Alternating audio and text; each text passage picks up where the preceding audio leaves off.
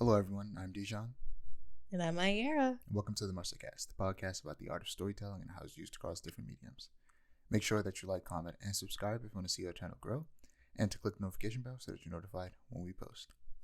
As usual, free Palestine.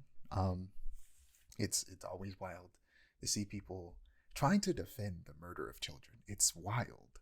How do you do this? How are people so openly Nazis? And like everybody, it's weird when a Nazi tries to call someone else a Nazi. It's always strange. Honestly, yeah. I think a lot of people are forgetting what a Nazi is. Mm-hmm. And literally the people who are Nazi are just idiots, don't understand what a Nazi is, and are claiming just people who have a different opinion from them are a Nazi. When the differing opinion that they have is, oh no, we shouldn't just be murdering people because of what, a different religion and because they want the oil in their land. That's ridiculous. It's like, brother, the call is coming from inside the house. Like, it's wild that we live in a world where this is happening. Mm-hmm. It's truly insane to see. And it's so normalized. It's like, ugh. But yeah, what media have you been consuming lately? Let me think, because it's been a fair amount, I think. I've been watching a little Breaking Bad here and there. I finally watched Parasite, and I liked it a lot. The Maxim? I probably brought that up. Huh? The Maxim? What do you mean? No, not the anime, the movie. I was gonna say, Parasite the Maxim? I haven't seen Parasite the Maxim. I've seen the movie a couple times. It's really good. Yeah, it is really good. I watched Parasite. What else? Oh, and I watched Moral Oral also, and it really hit me in a spot that I wasn't expecting, which was kind of scary, but I enjoyed it. That's about it. All right. Well, for me, I've been reading a lot. I've been more consistently reading The Witcher so that I can finish it and continue another book that I started called Tomorrow and Tomorrow and Tomorrow. It's a romance novel about two childhood friends turned game designers, and it was definitely the game design part that drew me in. And I didn't even realize it was a romance story until I read the first 3 chapters in the preview before I bought it. But yeah, I'm excited to get back into it. But I'm like 80-something% through The Witcher. That Prime will tell you that you have a certain amount of minutes left in a chapter. It'll say 3 minutes, and then I don't know. I know I'm not reading slow, and then it'll be like 7 minutes later before I finish chapter. I'm like, why are you lying to me? Who's reading that fast? Who's reading this? The Flash? Why? It's for me. I'm so confused. Who's reading through things that quickly? But yeah, I also watch Pacific Rim because it's leaving Netflix on April 1st, so I decided to watch it. Oh, it's been a while. The movie's so good.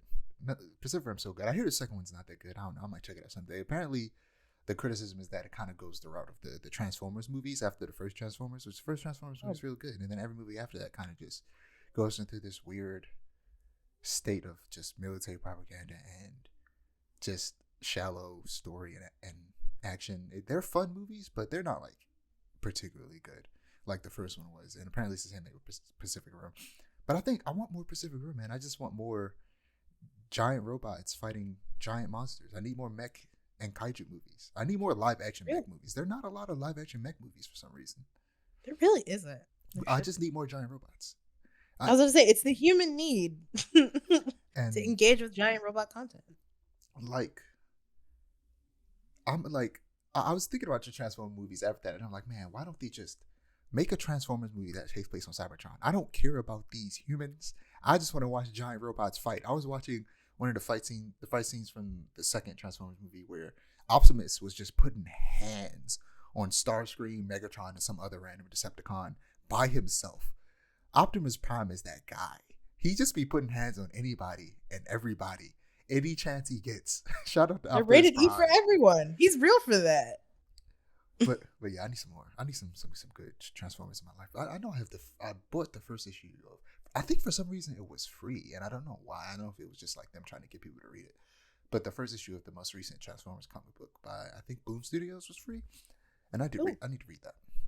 I hear it's been really good. I think Robert. I think it might be Robert Kirkman who's writing it, who's the creator of Invincible and The Walking Dead. I can't remember. Oh. But if he's the one writing it, then it's definitely going to be good. Yeah. But yeah, something else is leaving Netflix on April 1st is Community. And I'm on the last season. So I decided, you know what, let me actually watch it and sit down and watch the first episode. And I'm on episode, I think, 5 now.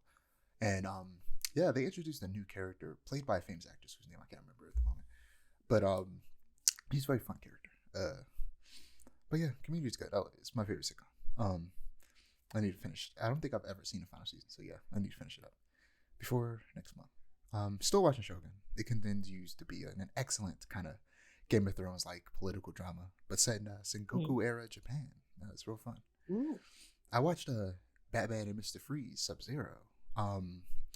One of I think it's the only Batman animated movie. Well, like the animated series movie I haven't seen.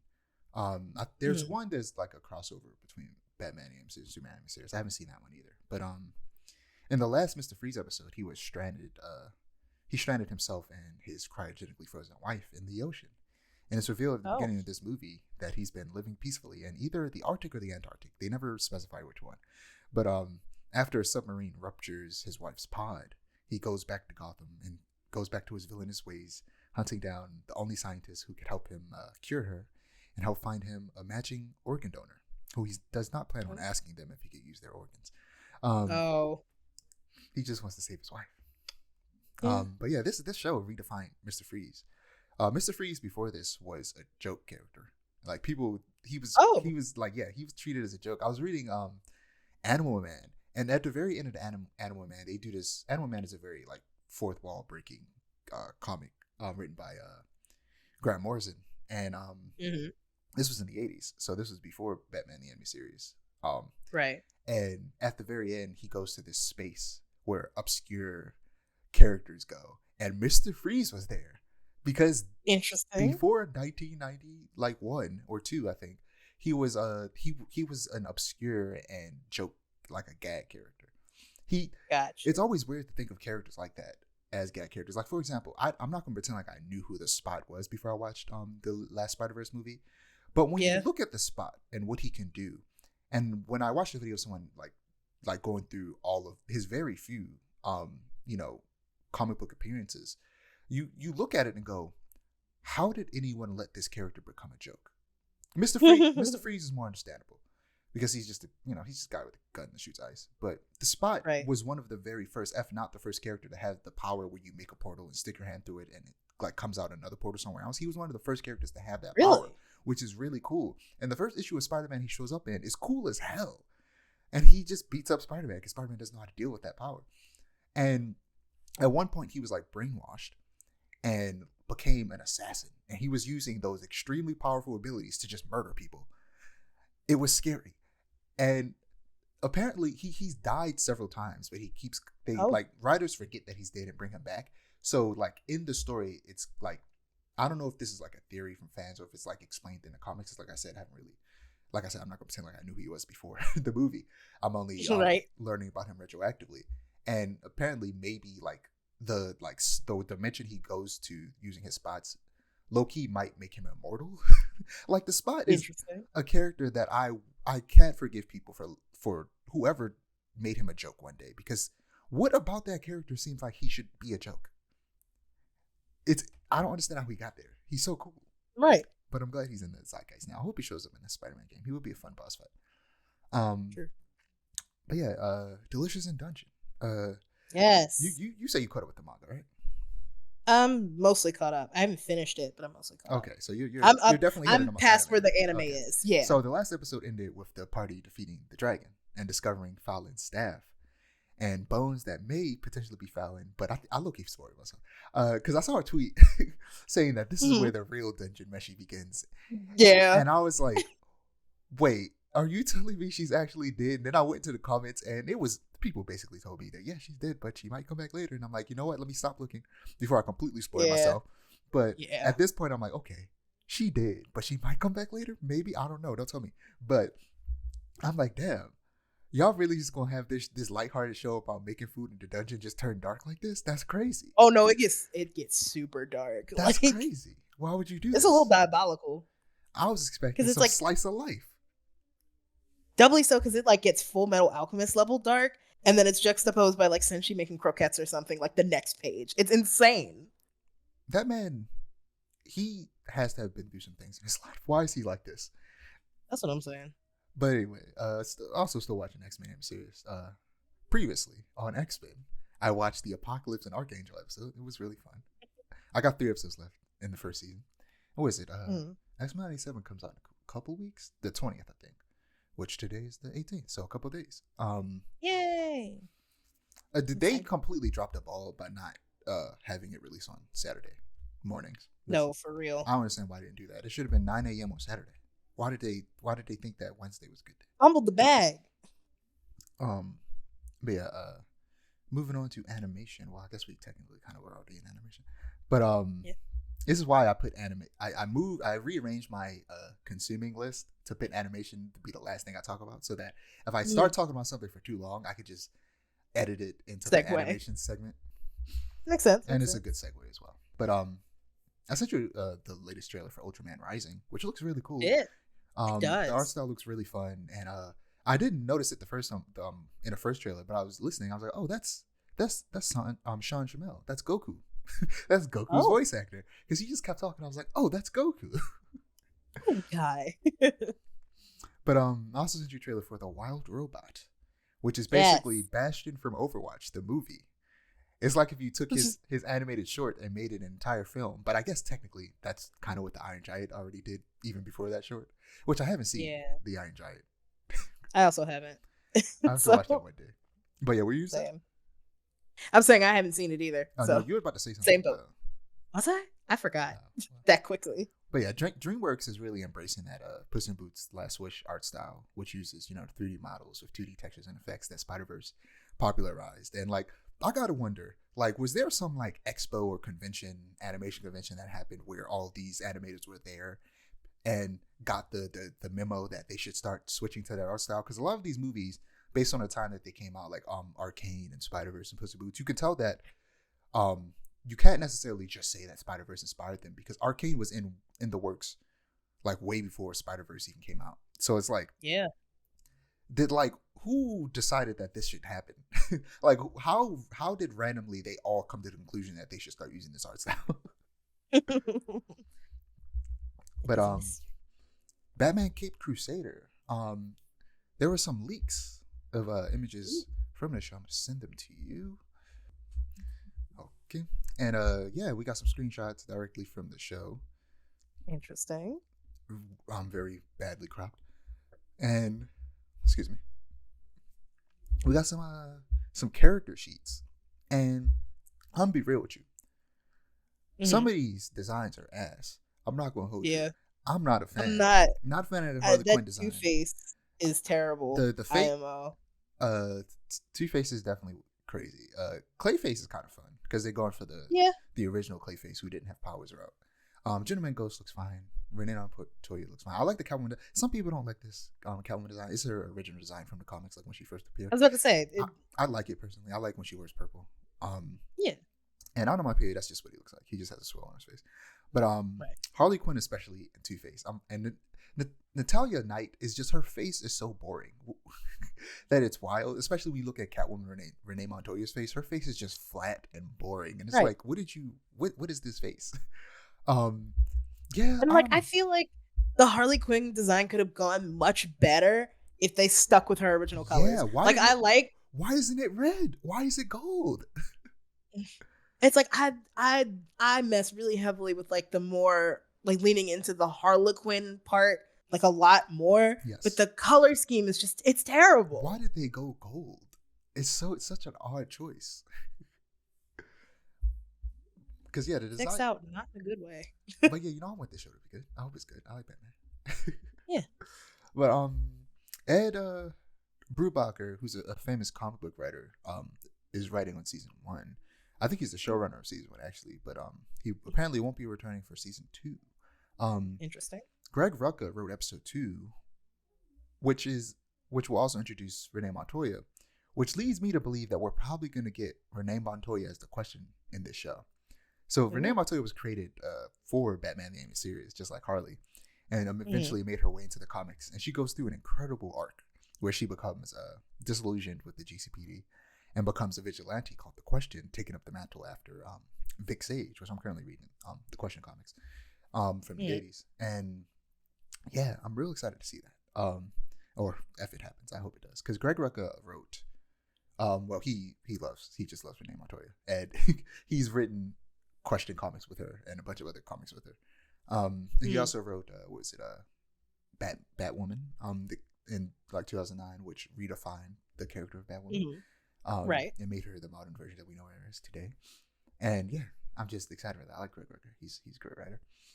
And it was Haley Gross, who was a writer on Westworld, and The Last was Part 2. It's also writing an episode of this season.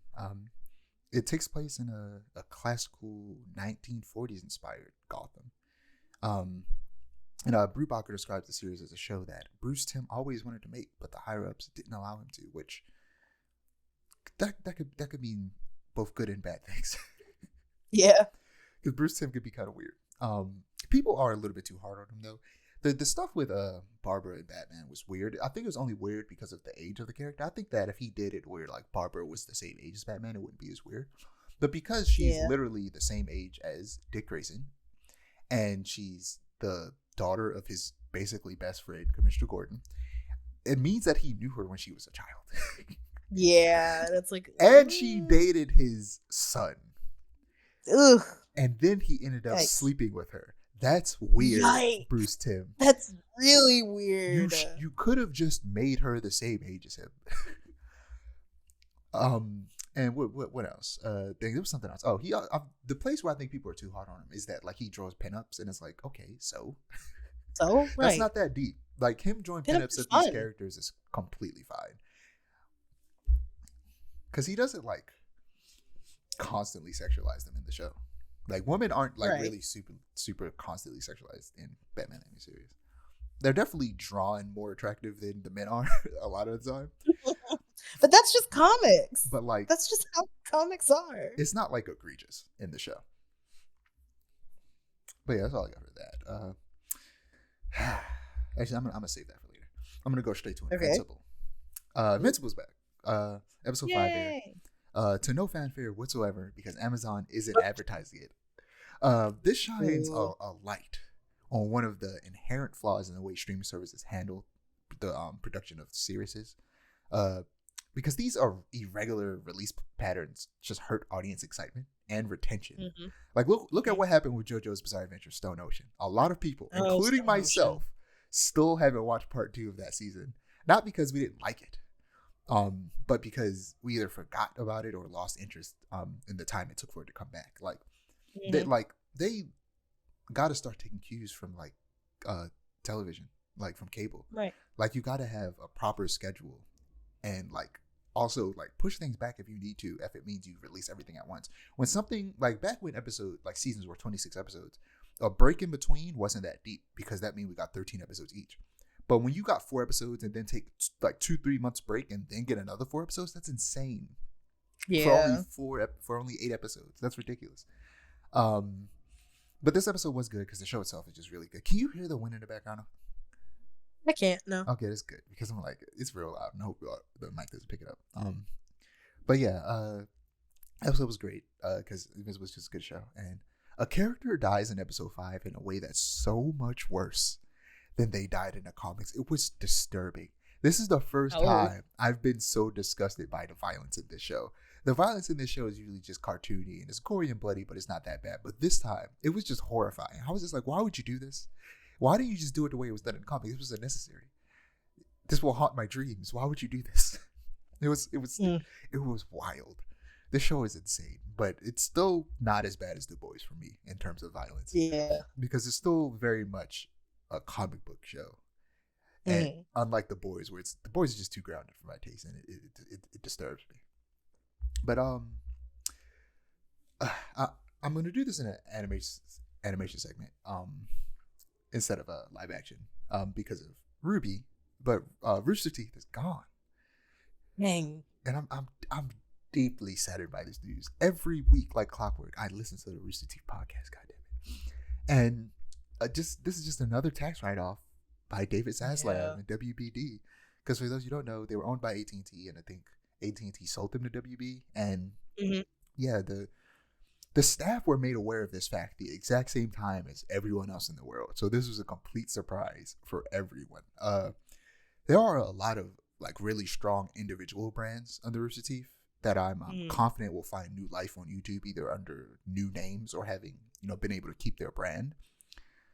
But like I said, with the game dev layoffs, these companies are doing good. And when they do have failures, it's always a failure in leadership. But of course, executives aren't going to fire themselves or take pay cuts. So they just fired hundreds of people all at once. Like I said at the top, my biggest concern is for RWBY, because for all of its faults, I love that show and think that it deserves a proper ending at the very least. But there are talks of WB selling the IP, so maybe someone who actually cares about RWBY will buy it, finish it up, and then potentially something that I been hoping and wanting to do for a while, reboot, and retell the story with hindsight, and having either different writers or just the same writers that have grown over the like decade or so it's been around, and just enhance the story and the animation. I would still like it to be 3D animated. I don't think they should switch to 2D. I think just it being 3D animated is just part of its DNA, and that they should take the route sets of RWBY apart. Yeah, take the route of a lot of like recent 3D animated shows, especially since it's meant to be more of an anime. They could take more inspiration from something like Trigun. It was called Trigun Stampede. Yeah, I need to rewatch that. I need to rewatch it in English. Hear my man Johnny Young Bosch. I'm probably gonna do that. Man, around the time. episode 12. The episode 12 dub is one of the best anime dubs I think I've ever heard. I watched it. I watched it in Japanese because I was watching it as it came out. So when I rewatch it, I'm gonna watch it in English. But yeah, last but definitely not least, Akira Toriyama, creator of Dragon Ball, has sadly passed away on March 1st due to acute subdural hematoma, which is basically blood clotting in the brain. Dragon Ball Z was the very first anime I ever saw, and it is hugely responsible for my love of just Japanese storytelling in general. And therefore it had a huge impact on my personal brand of storytelling. The first thing I remember drawing was a Super Saiyan Goku a very long time ago with like some color pencils, and which led me down the path I'm on today, which eventually made me want to become a graphic designer and make games and stuff like that. Rest in peace, Akira Toriyama.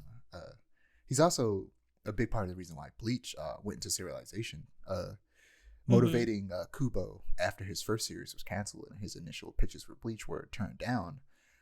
There's a chance that Toriyama enjoying the samples was also the reason why Shonen Jump kind of gave them a second chance and actually eventually serialized it. And yeah, he not only created the first anime I ever watched, but he's also the reason that my favorite anime actually got a fighting chance.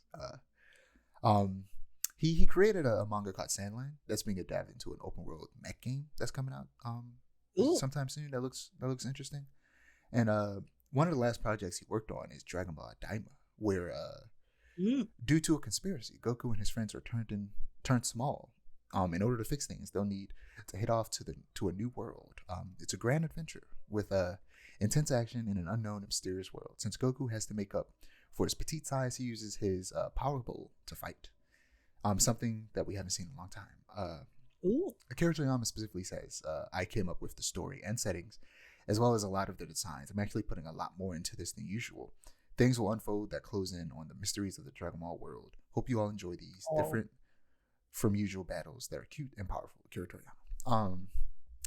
This is one of the last things he worked on, and I might have to check it out because of that. I did watch one of the trailers. I don't know if I sent it to you, but the fight animation looks really cool, so I might check it out. And I think it reminds me of no, go ahead. No, I was gonna say, I think what especially makes this haunting is like I think like a week prior, maybe two, the Tokyo Anime Awards had happened, and he had mentioned that his health was declining then. Was like, I don't know how long my health will allow me to keep going, but I would love to for the sake of like all the Dragon Ball fans. And it was just like, I saw that a couple days after his passing, and I was like, damn. Yeah, I saw that too. It was insane. Yeah. But yeah, what was it? This Dragon Ball Daima reminds me of Dragon Ball GT, where I forget exactly why. It has something to do with the Dragon Balls that Goku turned into a kid again.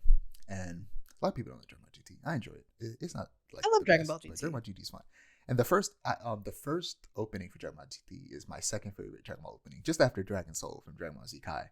It's real good. And I was listening to it the night I found out he passed away, and I was listening to the lyrics. Cause I was listening to the English version. I was like, oh, these lyrics just fit too perfectly with what's happening right now. It's very sad. But yeah, I like Dragon Ball GT. Make Super Saiyan 4 canon. God damn it. But moving on to comics. Hey, have you been reading anything lately?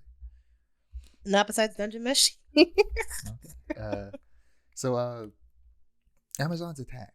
Mary Marvel struggles against waves of Bellerive superpowered convicts while the truth behind the golden apples reveal itself, and it seems like the goddess of discord isn't really to blame, and there's another mastermind pulling the strings. And Alan Scott Green Lantern, spoiler alert for anybody reading this book.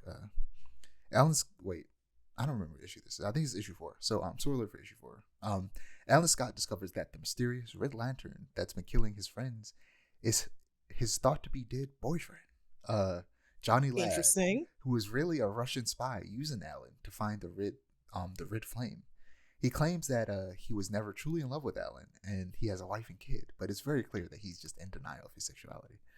It was very interesting chapter where he goes through like his entire career leading up to the moment he almost dies and becomes Red Lantern, and where he talks about how he slept with like one of his bosses to get a job, and then he was with Alan, and I was like, this man's just gay. Why you trying to pretend like you're not gay, bro? But yeah, it was very interesting. It was not beating the allegations. And then like basically it was alluded to that the reason he was killing Alan Scott's friends is because he was jealous of them because they were all men. But moving on to Poison Ivy, issues 18 and 19. In issue 18, we see the origins of Poison Ivy as we follow her in her college years as she's manipulated by a professor she admires and fell in love with to commit unlawful experiments with plants. And in issue 19, Ivy discovers that she's pregnant with the very same professor. And no, I don't mean that he got her pregnant, but that he was reborn inside of her. And no, I will not give you context. Okay, thanks. I'll give you no context. You'll just have to live with that or read it. Cool. Fire and Ice journey ends with them convincing the living environment of an island to take over the abandoned cave system under Smallville instead of the town itself.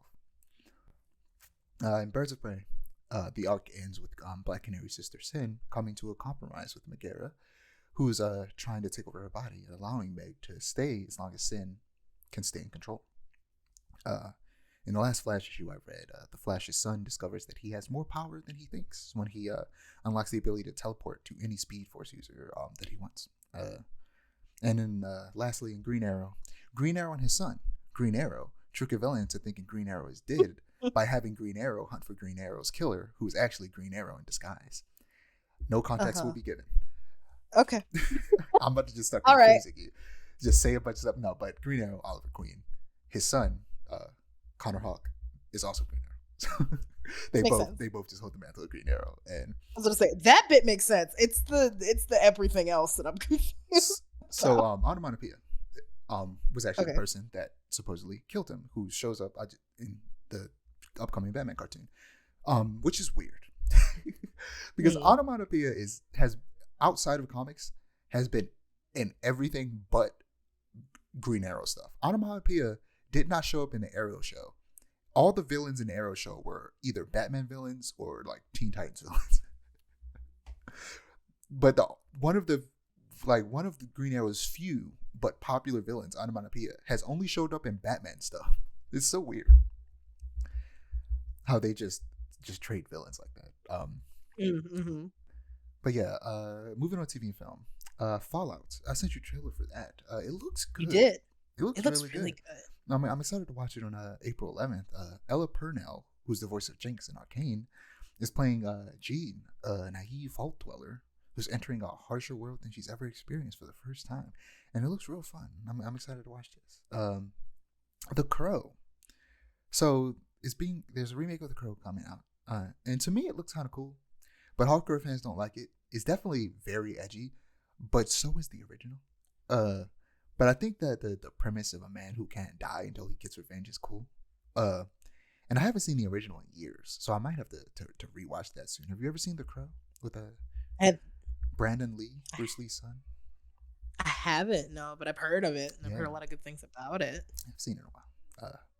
But Marvel Studios are canceling quote unquote high risk projects, and most of them have been woman led, either on screen or behind the scenes. Somehow, Disney thinks that the MCU is failing because they're releasing projects that have a high risk of failure, when it's actually the complete opposite. They got complacent and kept releasing the same crap over and over, and that's why people are stopping to watch it.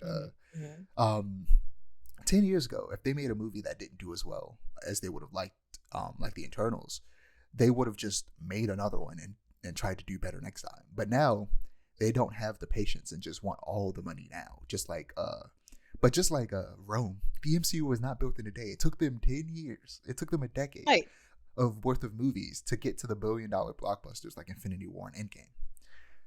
Take your time. Just make good movies. You're missing the point. The problem isn't that you're using characters that people don't know. Because guess what? As much as people like to pretend otherwise, Iron Man was not known by the general audience or a particularly popular character amongst people who didn't read comic books until that first movie. All it takes is a good actor and a good movie to make a character that nobody knows about popular. That's all it takes. But moving on to Avatar. Have you watched any more of it? No, I don't want to. I don't either, but I'm doing it for the podcast. That's real. And it's just like, it's not even that bad. It's just so mediocre, which is arguably worse than bad. Yeah, that's my thing. It's like, it's so like, if it was really, really bad, then I would keep watching it so I could make fun of it. It would because at least be like, entertaining. terrible. Like, at least but it's bad like, is at least entertaining. Good, of course, is entertaining. But mediocre is just boring. Right. It's so mid, like middle of the road. It's bland. Yeah. It's like the porridge of live action remakes. Yeah. Sometimes it just feels nice to watch because it's nice having more Avatar. But then it's just like, bruh, it just makes me want to watch the original. But I need to. Right. After I finish watching this, I'm just gonna go back, finish watching Korra, and then go back and watch the original, and then watch Korra again. As you should. But yes, in the second episode, they go to Kyoshi Island, and they cut out the whole sexism arc with Sokka, and instead they focus on like Suki wanting to like experience the world, and her mother not letting her, and like it is her awkward flirting with Sokka is pretty funny, but they were just way too busy setting up the romance between her and Sokka that they just said forget the sexism arc, it doesn't matter. Exposition in the show is delivered so clunkily and is clearly there to just push the story along instead of You're good. what was I about to say? I lost track of my notes. Instead of just being given naturally. It's very weird. I do like how they explain the Avatar state in this episode in comparison to Korra's retcon, which I will always hate. With it being the accumulated strength of every Avatar, not just a power up given from like a single powerful spirit, which I never liked that retcon. I really don't like season 2 of Legend of Korra. Season 1 is great. Season 3 is perfection. Season 4 is okay. It has some of the best action inside series, but story wise, it's not as good as 1 and 2. But season 2, 2 and 1 and 3. But season 2, it has its moments, but overall, it just ruins a lot of things for me in terms of like lore of the show and the series. Oh yeah, and people like to try like blame. I admit I used to also be that way. Blame Korra for the loss of like the connections to the previous Avatar series, but like she didn't do it on purpose. It was literally ripped away from her by Vaatu and Unalaq. Like she didn't do it on purpose. Like she didn't go out of her way to do this. And people are trying to compare her losing access to the previous spirits to Roku having failed to stop his former best friend from causing a war that killed all of the air nomads. I was just about to say, like, the two things are not even comparable. Not at all. Not at all. Like, Avatar Yang Chen was so focused on humans and spirits that she just she was so focused on humans that spirits became evil. And then Avatar Korra, the waterbending avatar after her, focusing on stopping those evil spirits, ended up letting human criminals take over the world. And then Avatar, what's the Earthbender Avatar's name again? Kyoshi. Avatar Kyoshi. Right. Why I actually remember like that. It was a lot. Yeah. And yeah, and then she just had to take care of all the human criminals. Like it was just so It's many like avatars have already done so many bad things. Like I was gonna say, she that's the also whole point. It's like every avatar has a thing that they do that makes it harder for the next avatar. It's the point of the bit. and also Korra didn't really even do anything that bad. Like maybe something she's done might have. Like also, you know, we of course haven't seen the entirety of her life. This might be something she's done later in her life that might ruin something for the next avatar. But also, Right. of course, we haven't seen the consequences of the stuff that she has already done. And like Aang didn't even really do anything that bad, really. He really didn't. The only thing he did was like leave Yakone alive, but it's like he doesn't kill people, so what was he supposed to do? Just like execute him? Like Right. So yeah. What else was there? I did want to say that the costume design is pretty good. But the like it looks very accurate to the cartoon, but without looking like it belongs in a cartoon. Like it looks like it's a very good translation of those designs to live action. Good. The fight choreography is trash. At least in this specific episode. I don't know if it gets better later. Because I do hear some people talk some of the fights being good, or at least one of the fights being good.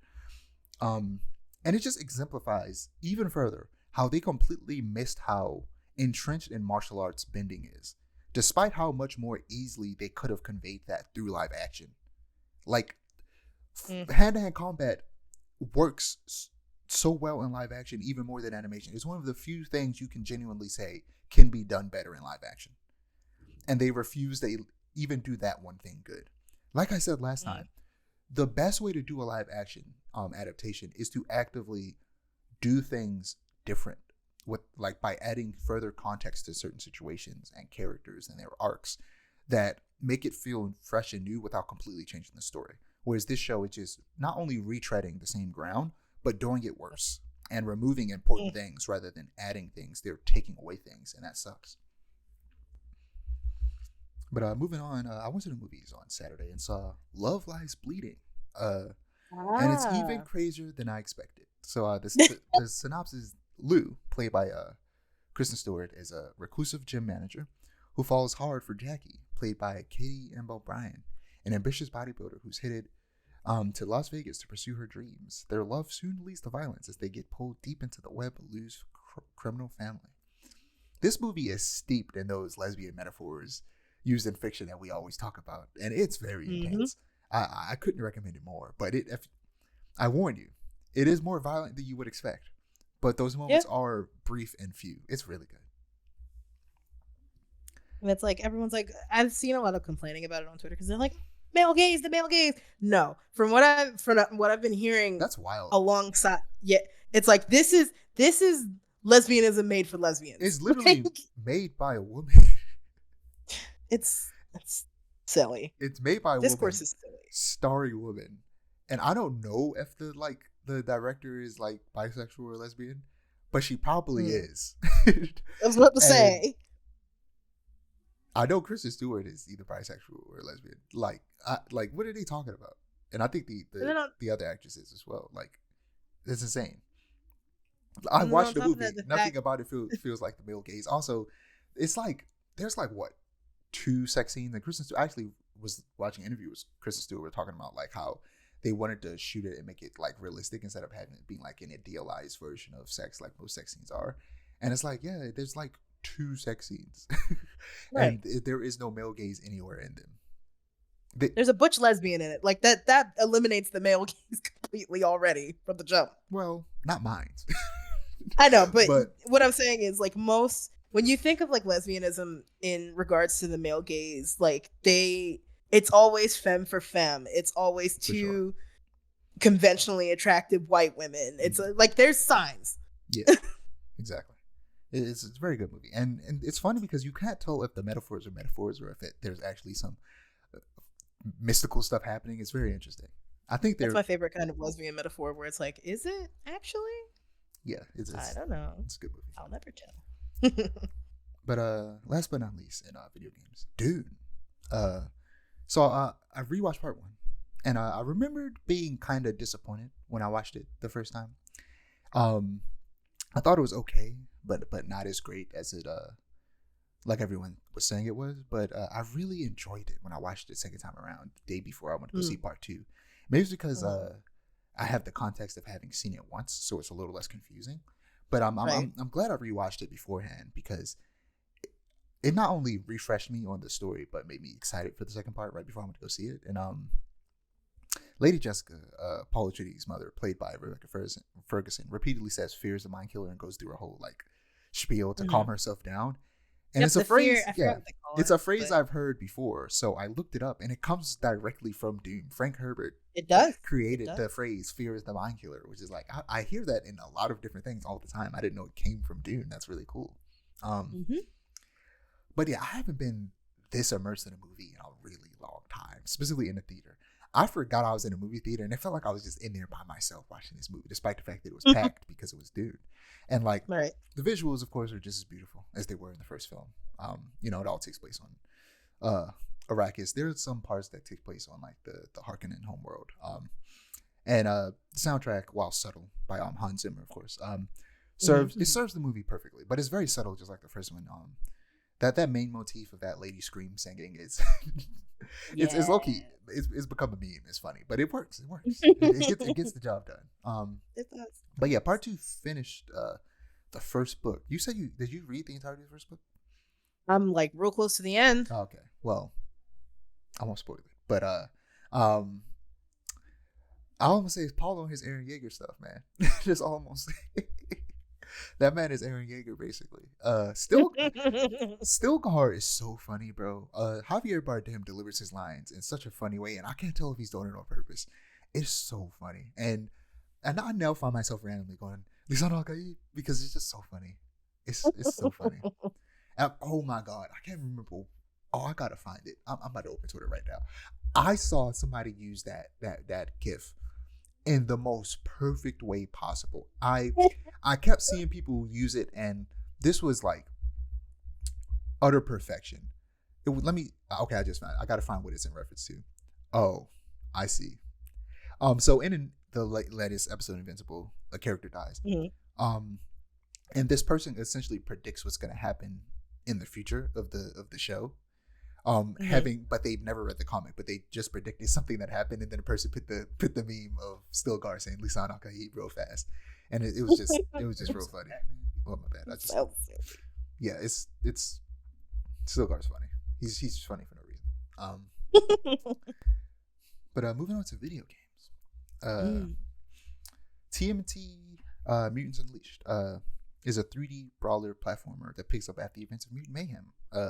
Where of course you play as the 4 turtles in New York City, and it reminds me of those SpongeBob games from the early 2000s. You know, just like Battle for Bikini Bottom. And stuff. Like a video game, like a movie tie-in. Like, you know, it's nice that we're getting more TNT games, but you know, this doesn't necessarily look like my speed. And real. But there is still that AAA Last Ronin game coming out sometime, so I'm real excited for that.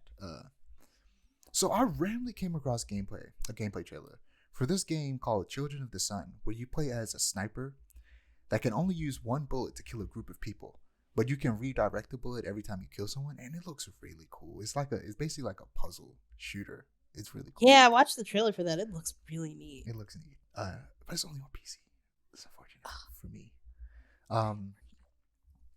Multiversus is coming back May 28th. They released a little video talking about how everybody thought it was dead, but after the beta shut down months ago, it was just a beta. And they were working behind the scenes to finish it up. Finn was my main and really the only character I played. I'm just waiting for them to add Ben 10. I need Ben 10. But it's I gotta wonder how they're gonna do Ben 10. Are they gonna have him actually? Is it gonna be like his different like moves? Like he transforms into a specific alien to do certain moves, or is it gonna be like Pokemon Trainer where he gets like 3 aliens? I was about to say. Or can he switch between 10 different aliens? Or is it gonna be like some of the Smash Bros games where each Pokemon is actually because Pokemon Trainer has the original 3 starters, and then you have Pikachu and Pichu and Jigglypuff. Like you have separate Pokemon, and you have Pokemon Trainer that has the 3 starters. So like, are they gonna do it like that? Whereas like maybe you play as young Ben. Maybe there's like different versions of Ben 10, like Link. Like you got teenage Ben 10, you got young Ben 10, and they both have different aliens. I don't know. There's a lot of stuff they could do with Ben 10 because Ben 10, he's Ben 10. He has a bunch of different aliens, so it's like much potential. And if they do, like, which 3 aliens do they choose? I assume you got to do. I feel like you got to do Diamond Head. You got to do Heat Blast. But who's that third one? Is it Upgrade? Is it Wildvine? Who is it? Wildvine might be good. Yeah. But then like, what about the Alien Force aliens? Do you do Swampfire? I think with the Alien Force aliens, I would do Swampfire, Big Chill, and Humongousaur. But yeah, like, what do you do? I don't know. Because they do have the Iron Giant. Interesting. So if you do Humongousaur, he could just be as big as the Iron Giant. But yeah, he's got to be in the game at some point. But Fortnite Myths Immortals. There was a really cool trailer where like every time they add something new to Fortnite, it feels like it could be its own game. That's what I'm saying. I like Epic. Just make something new. But speaking of live service games, Cowboy Bebop cross Overwatch. They redid the whole intro, but with Fortnite characters, and it looks real cool. But the skins cost $20 each, and they look terrible. I don't think so. I think they look great because it's the characters in those costumes. Like I know, but like in game, I've seen some stuff. That mostly the Colt Cassidy and Spike Spiegel one. I don't like the way it looks personally. I like the way it looks. They fumbled the bag because in the art, like in the art they have for promotion, like it looks so good, and then in game it looks so bad. I think it looks fine, but it costs $20. Why? It's ridiculous. I don't know. But Spider-Man: The Great Web, the trailer for that multiplayer Spider-Man game that was in the Insomniac leaks a while ago, leaked. So, and I sent it to you, and honestly, I don't think it looks good. So hear me out. Thanks. I know that it was likely just made as proof of concept, so I don't think it looks that bad. But like, and the final product would have likely been very different. But I don't think that that's what everyone who likes it is thinking.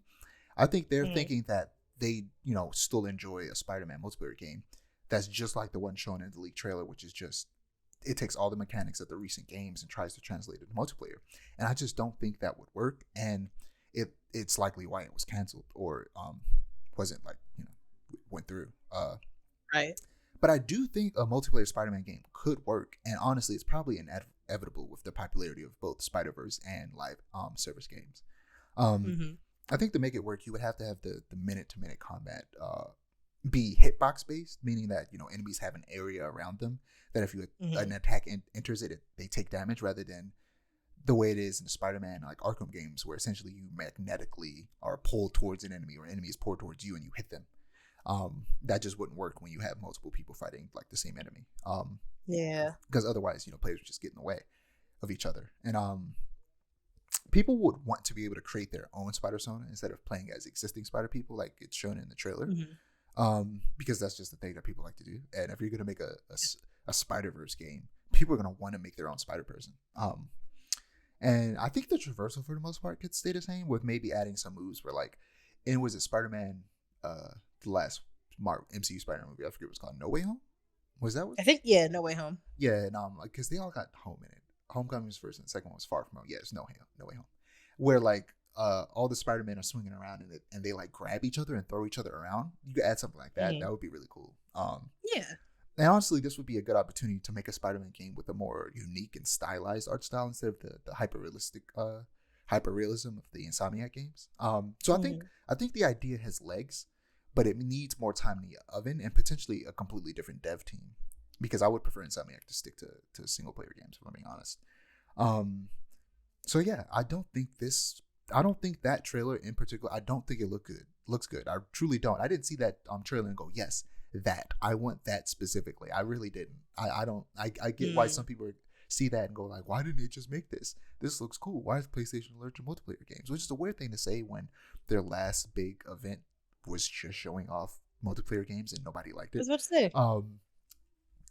And they recently released Helldivers, which is a really popular multiplayer game right now. It's really insane to say that. Why are they allergic to multiplayer games just because they canceled 2 multiplayer games that would be made by Naughty Dog and Insomniac, studios that are known for single player games. They canceled them because they wouldn't work because those studios don't make multiplayer games. But it's not to say that neither of them couldn't work. It's just that these studios aren't really the right people to work on them. But there was an Xbox partner preview where they showed off of a bunch of games, and some of them look cool. There's a game called Unknown 9 Awakening. Stupid name. But Haruna, portrayed by the actress Anya Chalotra, aka Yennefer from The Witcher on Netflix, wields powerful skills called Umbric abilities by harnessing the Fold's potent energy. Haruna manipulates people, objects, and weapons from any distance at the flick of a wrist. She obliterates whatever stands in her path, and her capacity to shield oncoming fire is nothing short of impressive. But what makes her a uniquely formidable force is that she can step into any of her foes, leveraging their size, skill, and weaponry to defeat whoever she's up against. It looks interesting, but the name is trash. Why are you calling it Unknown 9? I assume it's because there's like 9 people with like unknown abilities, but it's like this isn't a sequel to anything. You can't just call it Unknown 9. That's going to confuse everyone. They're going to be like, where's the other 8 games? Right. Like, what are we talking about?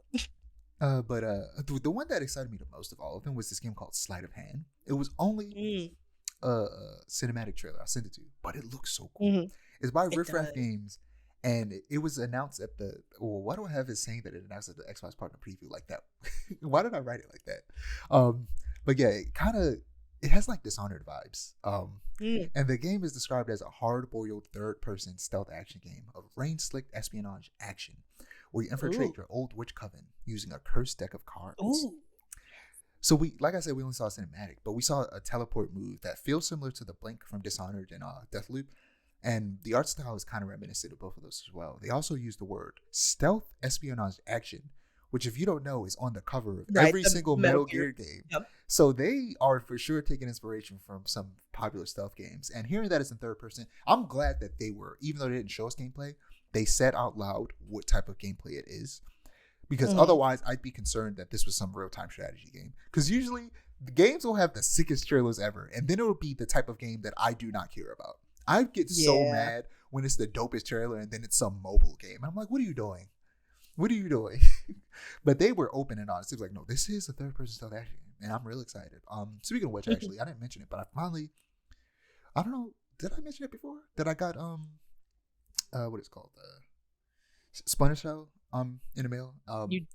And I don't think so, no. But then I sat down and tested it out to make sure it works, and I played through the tutorial level. And it's just a good game. It's a good stealth game. I'm excited to sit down and play it, but I'm still playing Final Fantasy, which I'll get to later. But yeah, I hope this game's good. It will be on. There's no release date, but it will be on Game Pass, so you know I'm playing.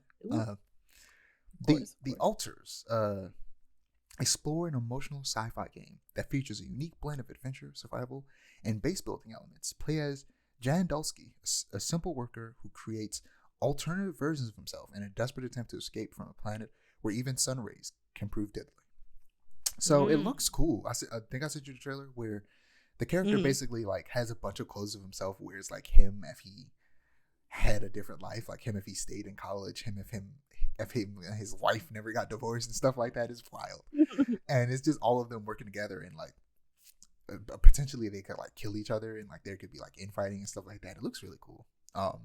Very interesting premise. Creatures of Ava is a creature saver game in which you will have to help creatures escape from an infection that is rapidly growing on the planet Ava, threatening to wipe out all living beings. Your goal is not to collect the creatures for your amusement and hurt them.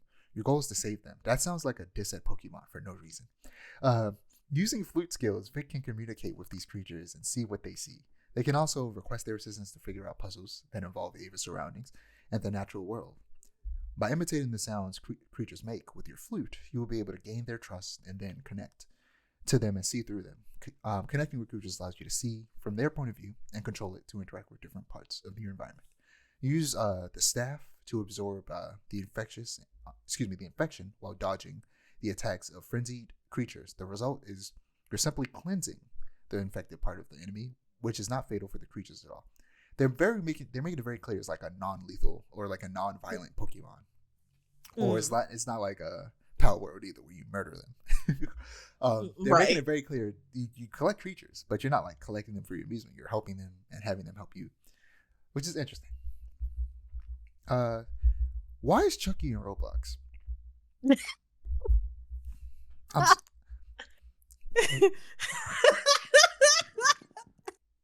I don't get it.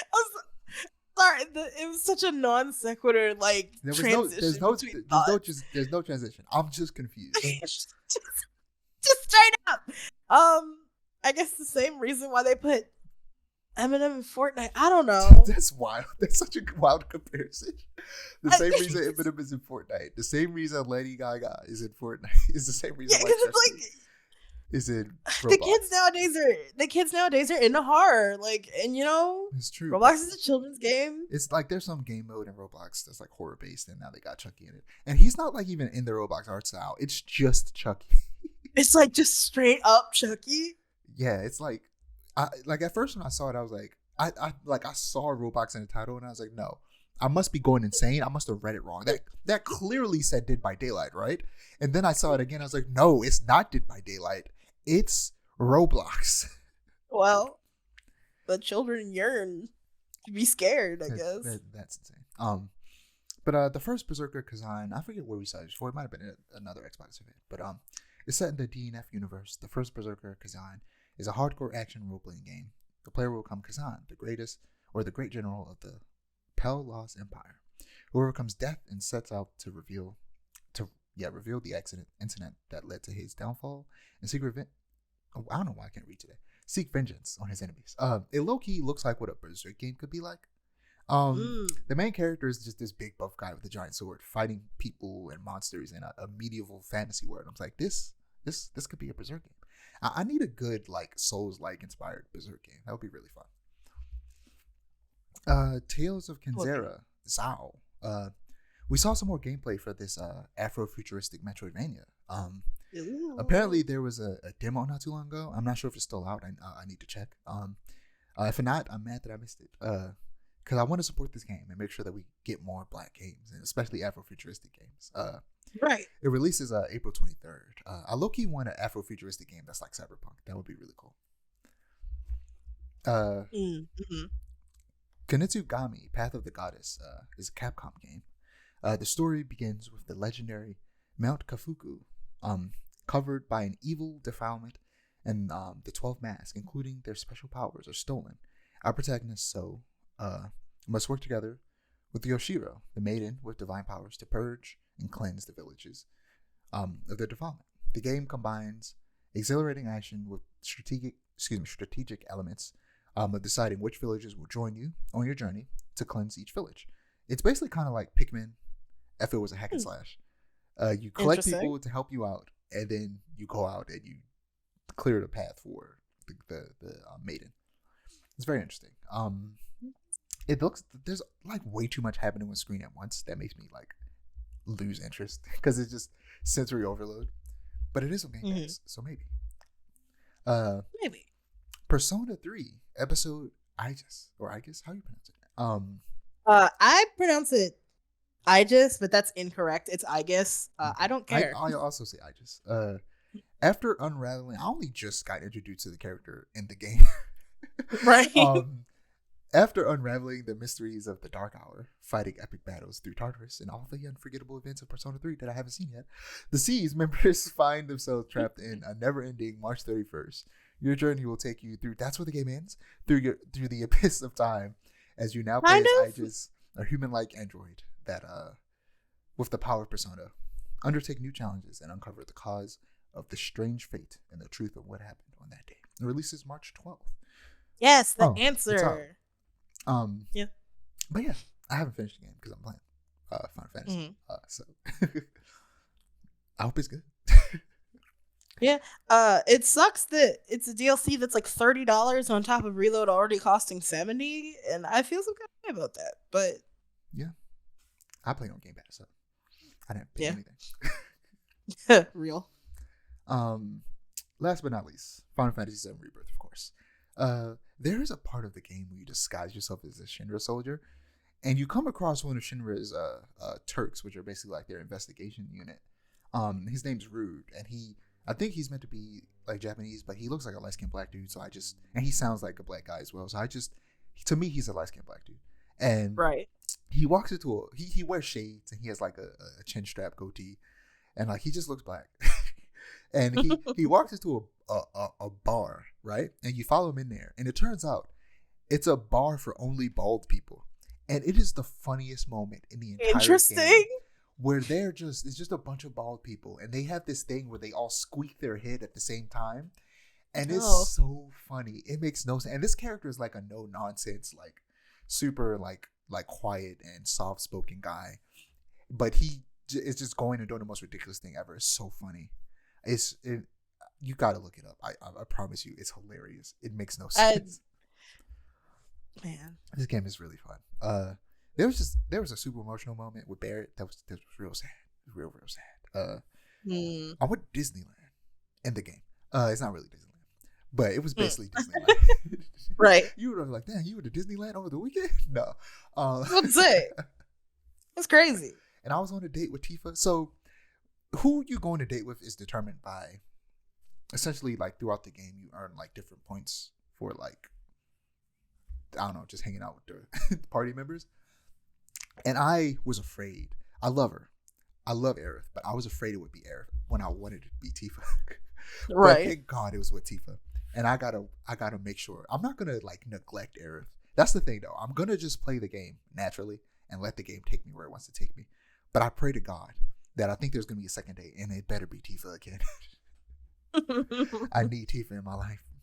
There was a beach section too, right before you go to Disneyland, and or I guess it should be called Shinraland. It's not really, but Shinraland is crazy. But you go to the beach and it's fun, and they know what they're doing. They know what they're doing with Tifa. They know. Yep. They know what they're doing. There's a whole scene. Not only does they know what she's doing, they know what they're doing. Tifa know what she's doing. There's a whole. She walks up to Cloud and goes, "Oh, what's wrong, Cloud? Why are you making that face?" And then sticks her chest out. And I'm like, Tifa, stop being so thirsty. Back up. Back up. Okay. I'm trying to play thirsty with the hard TH is crazy. I'm just trying to play the video game, Tifa. Leave me alone. Tifa, please. I beg of you.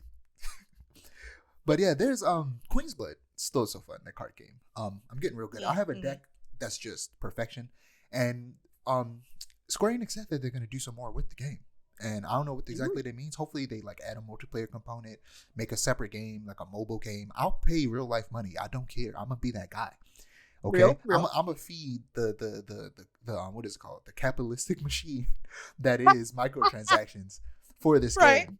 It's real. So good. I will buy, if they make real life cards, I will buy those cards. I will buy the whole set. I will bring it to work, and we are gonna play Queen's Blood. I swear to God. Okay. This game better turn into Gwent from The Witcher, where Gwent became its own mobile game, and they made actual card games. I need that to happen with Queen's Blood. Queen's Blood is my life. Real? It makes me want a Yu-Gi-Oh video game, low-key. That kind of takes aspects of the like Disneyland section, where like, because I mean, I feel like at some point in Yu-Gi-Oh there was like a Disneyland type place, and I feel like they could do something similar to that, where it's like you play a game and the hub world is this Disneyland type area where you like go and just go around and you play different mini games, but then of course you go to an area where you actually go and play Duel Monsters. I feel like that would be really cool for a Yu-Gi-Oh game. I'm on a game where I don't know why autocorrect changed the name. This is area called Gongaga, but my autocorrect corrected it to Gonzaga. For Gonzaga is crazy. But yeah, Gongaga, right? It sucks. Yep, I'm aware. It's the worst map in the entire goddamn game. It is a maze, and I hate it. It's beautiful. The music is great. It has this kind of like, it almost sounds like Lion King music in the background. It's very like African music, and it's very good, and it's fun. You're just exploring, and it looks nice. It's a jungle area, but I don't know where to go. It's a failure of level design. Why did you do this, Square Enix? It sucks so bad. I just want to go and visit the homie Zach's homeland. Why is Zach from Africa? It's so funny. This man Zach is from Madagascar, but he's white as driven snow. Right. But there is a lot of black people, like just black NPCs in this game, though. That's good. Just shitting all over Yoshi P, who didn't want there to be any black people in Final Fantasy 16 because it's apparently not historically accurate for this fantasy game. Lame. But yeah, that's all I got. Final Fantasy 7 proceeds to be fun. I stopped because I was on a side quest that was annoying, and Gongaga is annoying, so I was like, I'm going to stop playing. I'm going to read some books. And I gotta fix my sleep schedule. I'm determined to go to sleep at 1 o'clock like usual tonight because I've been going to sleep at 3 o'clock every day because I stayed up playing Final Fantasy till 3 o'clock. And now I can't not go to sleep until 3 o'clock. Oh, and I keep taking naps after work, and I need to stop because I'll go to sleep and then I wake up and it's 8 o'clock, and I'm like, what happened? And then because I'm well rested, because I took like a 3 to 4 hour nap, I stay up late, and it's like I can't keep doing this. Right. I gotta force myself to stay up so that I'm actually tired when it's time for me to go to sleep. Right. But yeah, that's all I got. As usual, you can find my ads below me. You can find Aiara's at below them. Muska's at below that. Don't forget to like, comment, and subscribe to our channel if you want to see more storytelling content, and to click the notification bell so that you're notified when we post. Peace. See ya.